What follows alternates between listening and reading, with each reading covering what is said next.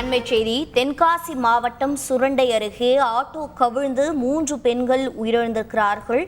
காயமடைந்த 14 பேரும் தென்காசி மருத்துவமனையில் சிகிச்சைக்காக அனுமதிக்கப்பட்டிருக்கிறார்கள்.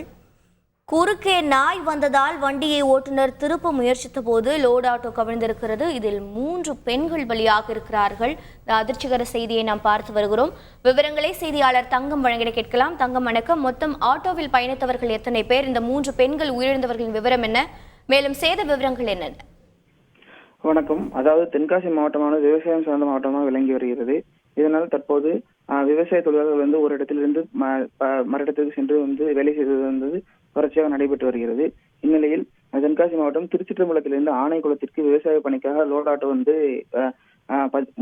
ஒரு 17 நபர்களை ஏற்றி சென்று கொண்டிருந்ததாக கூறப்படுகிறது. இந்நிலையில் சென்று கொண்டிருந்த நிலையில் எதிர்பாராத விதமாக ஆட்டோ கவிழ்ந்து விபத்துக்குள்ளானது. இந்த விபத்துக்கு காரணம் என்னன்னு சொல்லுவாங்க அப்படின்னு பாத்தீங்கன்னா, ஆட்டோவிற்கு உள்ள எதிர்பாராத விதமாக நாய் வெளில வந்ததுனால பெரிய பள்ளத்துல ஆட்டோ கவிழ்ந்ததாக கூறப்படுகிறது.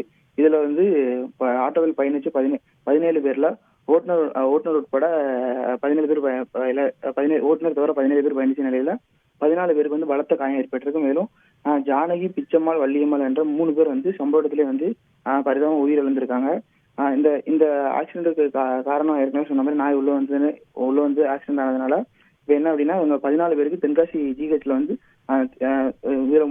முதியோர்கள் எல்லாம் கூட இருக்கிறதுனால எல்லாருக்குமே தீவிர சிகிச்சையை அளிச்சிட்டு இருக்காங்க. முதற்கட்ட தகவல் தான். விவரங்களை வழங்கியதற்கு நன்றி தங்கம்.